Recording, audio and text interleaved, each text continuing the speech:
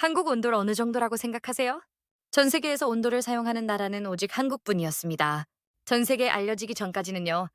대부분의 국가는 대륙난방을 사용했는데요. 공간을 많이 차지하고 호흡기에 좋지 않다는 단점을 가지고 있어서요. 또 실내에서 불을 떼면은 연기가 발생하게 되는데 과거 중세 시대에는 이 연기로 인해 질식사를 하는 경우도 많았죠. 한국의 온도를 경험한 서양 사람들은 극찬을 아끼지 않았는데요. 미국의 최고의 건축가 프랭크 로이드 라이트는 발을 따뜻하게 해주는 한국인의 방은 인류가 발명한 최고의 난방 시스템이라는 말도 남기며 자신이 만든 건축물에도 적용하는 사례가 나타났죠. 오늘은 한국의 온돌이 얼마나 대단하고 한 가정에게 어떤 일을 가져다 줬는지 사연을 들려주려고 해요. 잠깐, 구독과 좋아요는 컨텐츠 제작에 큰 도움이 됩니다. 안녕하세요, 에마입니다. 오늘은 제 가족이 한국식 온돌을 만나 모든 것이 바뀐 이야기를 들려드릴게요. 캐나다 몬트리올에 사는 두 아이의 엄마이자 프리랜서 작가로 일하고 있어요. 이곳의 겨울은 참 양면성을 가지고 있답니다.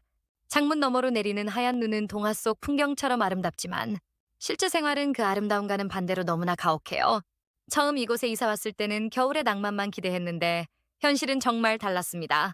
특히 우리가 살고 있는 지역은 영하 25도를 밑도는 날이 일상차다 보니 난방 문제는 매년 저를 괴롭히는 큰 골칫거리였죠. 우리 집은 지어진 지 100년이 넘은 오래된 주택이에요. 높은 천장과 넓은 창문이 멋져 보여서 선택했지만 겨울만 되면 그 매력이 원망스러워졌답니다. 집 구석구석에서 찬바람이 새어 들어오고 오래된 벽에서는 한기가 스며 나와요. 전기 난방 시스템은 이런 구조에 완전히 부적합했어요. 난방을 최대로 틀어도 방 한가운데와 구석의 온도차가 너무 커서 답답했죠. 매달 난방비 청구서는 하늘 높은 줄 모르고 치솟았어요. 그런데도 집안은 여전히 춥기만 했습니다. 거실에서 시간을 보내려면 두꺼운 양말을 두 겹은 신어야 했고 담요를 무릎에 덮고 있어도 발끝은 항상 시렸어요. 밤에는 더 심했죠. 이불 속에 들어가도 한참을 덜덜 떨다가 겨우 잠이 들곤 했습니다. 그러다 아침에 일어나면 손가락이 얼어붙은 것처럼 뻣뻣하고 코끝은 차가워서 감기에 걸린 건 아닌지 매일 걱정했어요. 아이들은 더 힘들어했습니다. 건조한 실내 공기 때문에 큰아이는 겨울만 되면 코피를 자주 흘렸고 작은아이는 피부가 건조해져서 가려움증에 시달렸어요. 저도 예외는 아니었죠. 손과 발은 갈라지고 입술은 트고 아침마다 목이 따끔거려서 물을 한 잔 마시고 나서야 겨우 말을 할 수 있을 정도였답니다. 가족의 건강까지 위협하는 난방 문제를 어떻게든 해결해야겠다고 생각했어요. 처음에는 전기장판을 깔아보기도 하고 석유 히터를 사용해보기도 했습니다. 하지만 전기장판은 바닥만 따뜻할 뿐 공간 전체는 여전히 춥고 석유 히터는 안전 문제가 걱정돼서 밤에는 끄고 자야 했죠. 가습기를 틀면 건조함은 조금 나아졌지만 창문에 물방울이 맺혀 흘러내리고 곰팡이 문제까지 생겼어요. 정말 답답했습니다.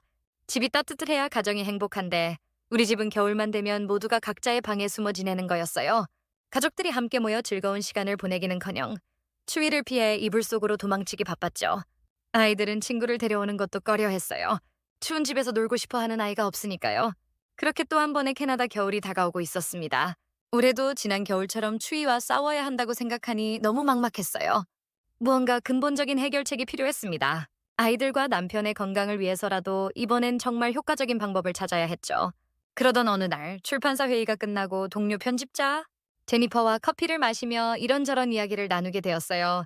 다른 얘기를 하다가 문득 제가 한숨을 쉬면서 겨울철 난방 고민을 털어놓았죠. 제 이야기를 가만히 듣고 있던 제니퍼가 갑자기 뜻밖의 질문을 했습니다. 혹시 한국식 온돌 들어봤어? 순간 멈칫했어요. 한국식 온돌? 그게 뭐지? 생소한 단어에 의아한 표정을 지었나 봅니다. 제니퍼는 미소를 지으며 자세히 설명해주기 시작했어요. 제니퍼는 작년에 한국 출장을 다녀왔다고 했어요. 1월 한겨울에 갔는데 서울의 기온이 영하 15도까지 내려갔대요. 놀랐죠. 한국도 꽤 추운 나라였나 보다. 그런데 더 놀라운 건 그 추위 속에서도 호텔 방이 너무 따뜻해서 이상할 정도였대요. 처음에는 그저 난방을 세게 틀어놓은 줄 알았는데 하루 지나고 보니 뭔가 달랐다는 거죠. 발밑에서부터 올라오는 따뜻함이 있었대요. 마치 따뜻한 물이 흐르는 것처럼 바닥 전체가 균일하게 따뜻했다고 했어요. 맨발로 돌아다녀도 전혀 춥지 않았고 방 전체가 고르게 데워져서 구석에 가도 춥지 않았대요. 게다가 공기가 건조하지 않고 답답하지도 않았다고 하더라고요. 호텔 프론트에 물어보니 그게 바로 온돌이라는 한국 전통 난방 방식이라고 했대요. 제니퍼는 출장 기간 내내 그 따뜻함에 감동했고 돌아와서도 계속 생각날 정도였다고 말했습니다. 솔직히 처음에는 반신반의했어요. 한국이 추운 나라라는 건 알지만 캐나다의 극한 추위와 비교가 될까 싶었거든요. 겨울철 영하 25도, 30도까지 내려가는 몬트리올의 겨울은 정말 견디기 힘든데 말이죠. 한국식 난방이라고 해서 그걸 이겨낼 수 있을까? 의심이 들었지만 제니퍼의 생생한 경험담이 너무 확신에 차 있어서 호기심이 생겼어요. 집에 돌아와서 바로 온돌이라는 단어를 검색해 봤습니다.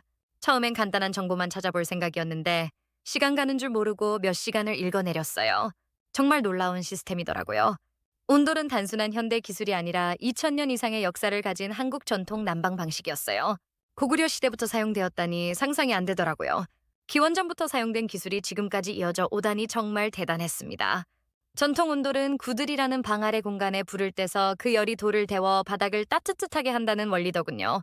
그런데 현대에는 이 원리를 응용해서 온수 파이프를 바닥에 설치하는 방식으로 발전했다고 해요. 온수가 파이프를 통해 순환하면서 바닥 전체를 고르게 드는 시스템이죠. 더 찾아볼수록 정말 매력적인 점이 많았어요. 바닥에서부터 열이 올라오니 발이 따뜻하고 그 열이 자연스럽게 상승해서 공간 전체를 따뜻하게 만든대요. 전통 서양식 난방은 공기를 직접 드기 때문에 천장 쪽이 더 따뜻하고 바닥은 여전히 차가운 경우가 많았는데 온돌은 그런 문제가 없더라고요. 게다가 온수를 이용하기 때문에 공기가 건조해지지 않는다는 점도 큰 장점이었습니다. 정기 난방기를 틀면 항상 건조해져서 가습기까지 함께 돌려야 했는데 온돌은 그런 걱정이 없다는 거예요. 환경적으로도 에너지 효율이 높아서 장기적으로는 난방비 절약에도 도움이 된다고 했어요. 온돌에 대해 알아갈수록 우리 집에도 설치하고 싶다는 생각이 강해졌어요. 그렇게 결심을 굳히고 캐나다에서도 한국식 온돌을 설치하는 회사를 찾아보기 시작했습니다. 처음에는 쉽지 않았어요. 대부분의 난방 업체들은 전통적인 서양식 난방 시스템만 취급했거든요. 그러다 한인 커뮤니티 사이트에서 드디어 한국식 온돌을 설치해주는 전문 업체를 발견했습니다. 상호명도 코리안 컴포트라고 독특했어요. 온라인으로 상담을 신청하자 이틀 후 한국계 캐나다인 마이클이라는 직원이 연락을 주었어요. 마이클은 정말 친절했습니다. 우리 집의 구조와 현재 난방 상태에 대해 자세히 물어보더니 어떤 종류의 온돌 시스템이 적합할지 상세히 설명해 주었어요. 보일러 종류부터 파이프 배치, 마감재까지 하나하나 옵션을 알려주면서 장단점도 함께 이야기해 주었죠. 비용 부분은 솔직히 처음 들었을 때 좀 놀랐어요. 우리 집 크기로는 초기 설치 비용이 상당했거든요. 그런데 마이클이 보여준 시뮬레이션 자료를 보니 현재 전기 난방 시스템을 사용할 때보다 매월 30-40% 정도 난방비가 절약될 수 있다고 하더라고요. 계산해보니 4-5년이면 초기 비용을 회수하고 그 이후부터는 순수하게 절약되는 금액이었습니다. 게다가 집의 가치도 올라간다고 하니 결국 투자라는 생각이 들었어요. 확신이 생겨 가족들에게 이야기했을 때 반응은 예상대로 썩 좋지 않았습니다. 남편 마이클이 제일 먼저 반대했어요. 바닥 난방? 그게 어떻게 우리 집에 맞겠어? 오래된 집이라 공사하다 문제 생기면 더 큰 돈 들어갈 텐데 그냥 정의 난방기 좀 더 좋은 걸로 사자. 새로운 것보다는 검증된 방식을 선호하는 남편다운 반응이었죠. 아이들도 비슷했어요. 13살 딸 소피아는 왜 한국식이야? 우리 친구들 집에는 다 없는 데라며 의아해했고 11살 아들 노아는 엄마 그거 한국에서나 쓰는 거 아니야? 여기랑 안 맞으면 어떡해? 하며 걱정했죠. 한 번도 경험해보지 못한 난방 방식에 대한 자연스러운 거부감이었던 것 같아요. 저도 마음 한편에선 불안했어요. 엄청난 비용을 들여 설치했는데 기대만큼 효과가 없으면 어쩌나 하는 걱정이 있었죠. 하지만 온돌에 대해 더 알아볼수록 특히 한국보다 훨씬 추운 러시아나 북유럽에서도 비슷한 바닥난방 시스템을 사용한다는 사실을 알게 되면서 믿음이 생겼어요. 결정적으로 미국의 유명 건축가 프랭크 로이드 라이트가 발을 따뜻하게 해주는 한국인의 방은 인류가 발명한 최고의 난방 방식이다 라고 극찬했다는 기사를 보고 나서는 결심이 완전히 섰습니다. 한 달간의 설득 끝에 마침내 가족들도 동의했어요. 남편은 여전히 반신반의했지만 난방비 절약 부분에는 관심을 보였고 아이들은 새로운 것에 대한 호기심으로 마음을 바꾼 것 같았습니다. 그렇게 우리는 온돌 설치를 결정하고 계약을 체결했어요. 설치 공사는 10월 중순에 시작되었습니다. 본격적인 추위가 오기 전에 완료하는 게 목표였어요. 설치 당일 집안은 묘한 긴장감과 기대감으로 가득했습니다. 남편은 여전히 괜히 돈만 낭비하는 거 아니겠지라며 투덜거렸고 아이들은 학교에서 돌아와 작업하는 모습을 신기하게 지켜봤어요. 설치 과정은 생각보다 복잡했습니다. 바닥을 드러내고 단열재를 깔고 파이프를 설치하고 다시 바닥을 마감하는 작업이었죠. 특히 우리 집처럼 오래된 주택은 구조가 표준이 아니라 기술자들이 더 신경 써야 한다고 했어요. 그러다 예상치 못한 문제가 발생했습니다. 바닥을 드러내니 일부 배관이 노후화되어 있었고 이대로 시공하면 나중에 누수 문제가 생길 수 있다는 거예요. 그 말을 듣는 순간 남편이 표정이 굳어지며 봐봐. 내가 뭘 했으라며 한숨을 쉬었죠. 배관 문제로 남편의 투덜거림이 계속되는 가운데 설치 기사들이 차분하게 대안을 제시했어요. 걱정하지 마세요. 이건 예상 가능한 문제였고 간단한 부품 교체와 조정으로 충분히 해결 가능합니다. 약간의 추가 비용은 있지만 안전을 위해서라면 꼭 필요한 부분입니다. 기사님의 말에 마음이 놓였습니다. 남편도 마지못해 고개를 끄덕였죠. 설치 작업은 예상보다 이틀 더 걸렸어요. 추가 작업 때문이었지만 그 과정이 얼마나 세심한지 옆에서 지켜보며 오히려 안심이 되었습니다. 바닥 아래 단열재를 깔고 온수 파이프를 설치하고 그 위에 특수 시멘트를 부어 바닥을 만드는 과정이 정말 꼼꼼했어요. 특히 인상 깊었던 건 작업 도중에도 기사님들이 계속 우리 가족에게 진행 상황을 설명해 준다는 점이었죠. 지금은 이 부분을 조정하고 있으니 이후 온도가 더 일정하게 유지될 거예요. 이 배관 교체 작업은 난방 효율을 높이기 위한 거니 조금만 기다려주세요. 이런 친절함 덕분에 처음에 있었던 불안감은 점차 기대감으로 바뀌어갔어요. 드디어 설치가 완료되고 시스템을 가동하는 순간이 왔습니다. 기사님이 보일러를 작동시키고 컨트롤러 사용법을 알려주었어요. 온도를 22도로 설정해보세요. 처음에는 바닥이 데워지는데 시간이 좀 걸리지만 한번 따뜻해지면 오래 유지된답니다. 그렇게 설정해놓고 기다렸어요. 처음 30분 정도는 별다른 변화가 없었어요. 남편이 또 의심스러운 눈초리로 보더니 제대로 작동하는 거 맞아? 라고 물었죠.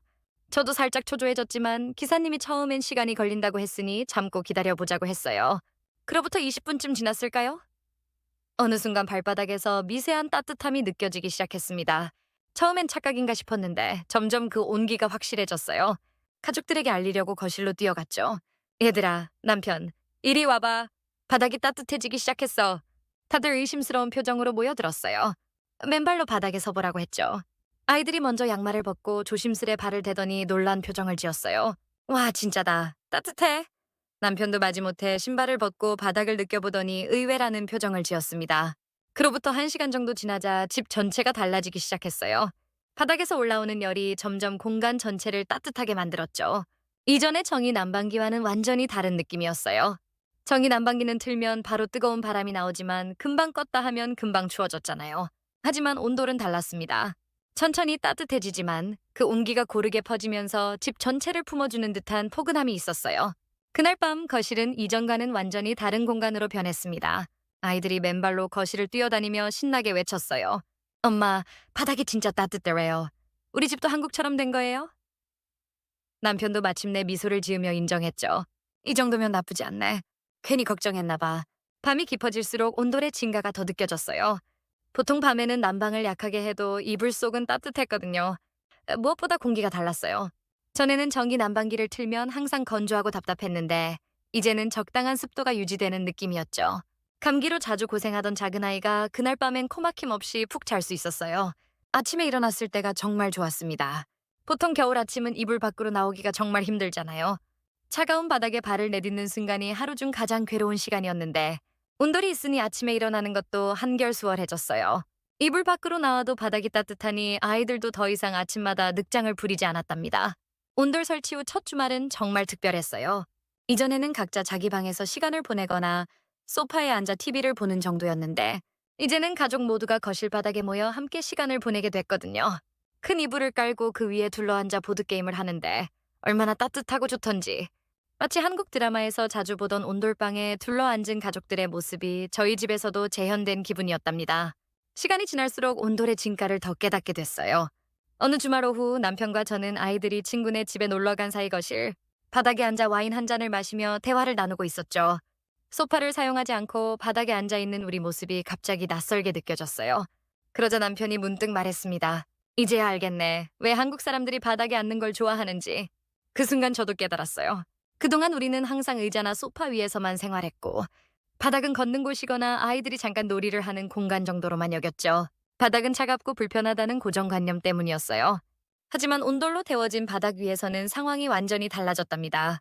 따뜻하고 편안한 바닥에 앉아있으니 소파가 그다지 필요 없더라고요. 남편은 계속해서 자기 생각을 풀어놓았어요. 내가 이렇게 바닥에 오래 앉아있을 줄은 몰랐어. 이게 그냥 난방이 아니라 생활 방식을 바꾸는 것 같아. 서양에서는 추운 바닥 때문에 가구가 발달했다면 한국에서는 따뜻한 바닥 덕분에 가구가 덜 필요했던 게 아닐까. 이런 문화적 차이가 어쩌면 난방 방식 때문이었을지도 모르겠다는 남편의 말에 무릎을 탁 쳤어요. 평소 역사에 관심 많은 남편다운 관찰이었죠. 아이들도 바닥 생활을 자연스럽게 받아들이기 시작했어요. 특히 11살 노아가 큰 변화를 보였는데 전에는 항상 책상에서만 숙제를 하던 아이가 어느 날부터 거실 바닥에 책과 공책을 펼쳐놓고 공부하기 시작했어요. 물어보니 책상에 앉아 있으면 움직임이 제한되는데 바닥은 자세를 자유롭게 바꿀 수 있어서 좋다고 하더라고요. 심지어 누워서 책을 읽기도 하고 엎드려서 그림을 그리기도 하면서 더 편안하게 공부한다고 했죠. 소피아도 침대보다 바닥에서 자는 걸 좋아하게 됐어요. 처음엔 친구들이 자러 왔을 때 재미로 거실 바닥에 이불을 깔고 잤는데 그게 너무 좋아서 이제는 종종 자기 방 바닥에도 이불을 깔고 자더라고요. 이런 변화가 너무 신기했어요.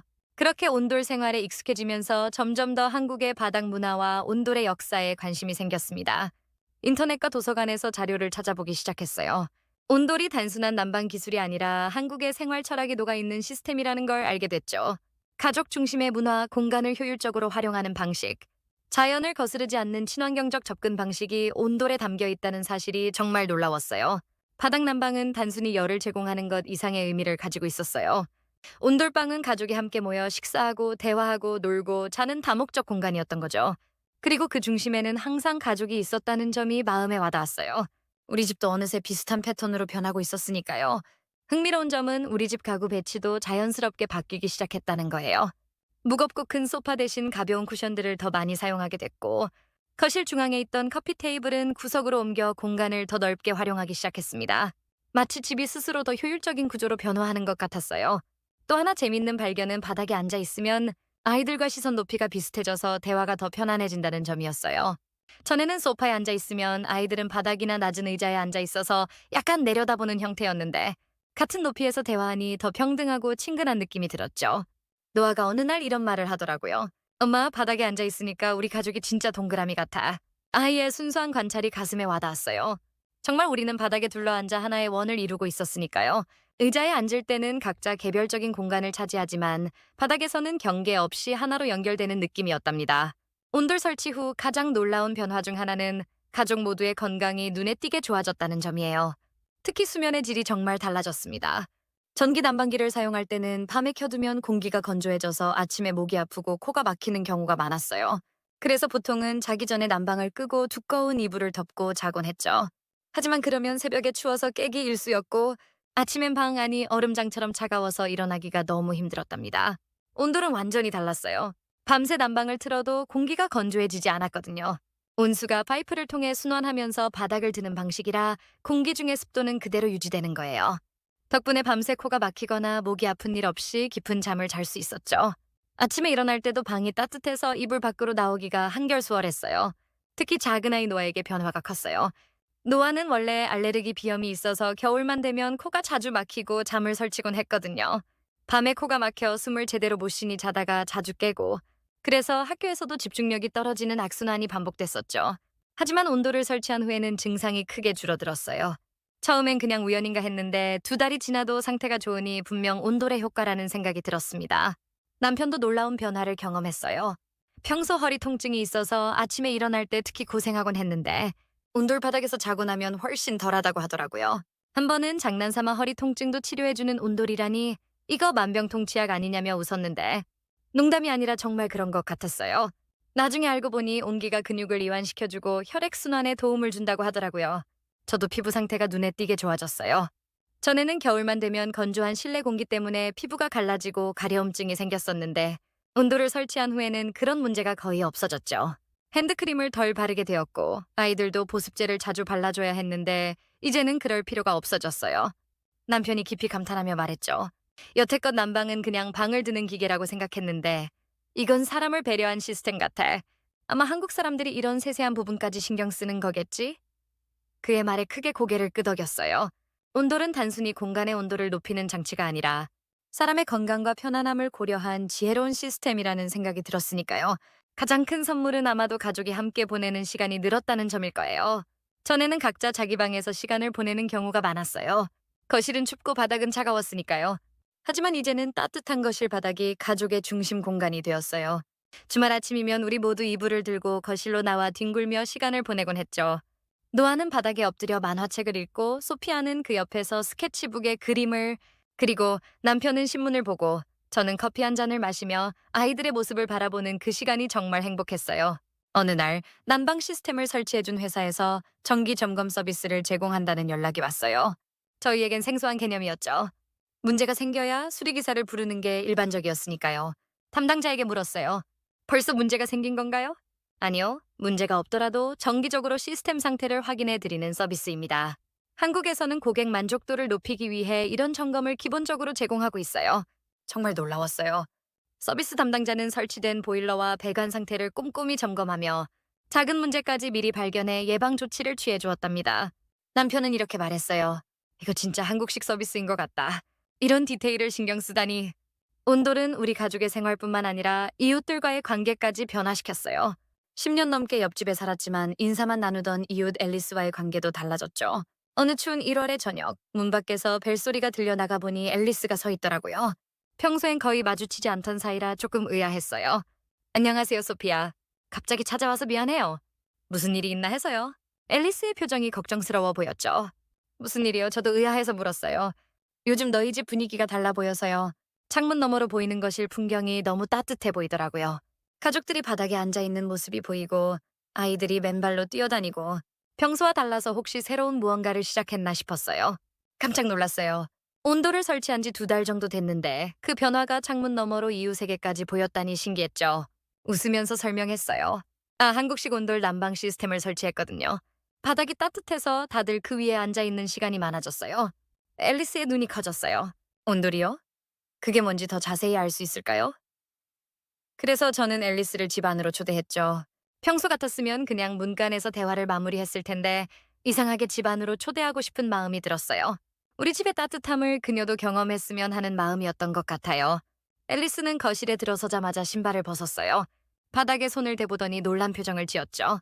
와, 정말 따뜻하네요. 이게 온돌인가요? 정말 신기해요. 그날 앨리스와 함께 차를 마시며 온돌에 대해 설명해 주었어요. 그녀는 정말 흥미롭게 들었고 자신의 집도 늘 춥고 건조해서 고민이라며 같은 회사 연락처를 물어보더라고요.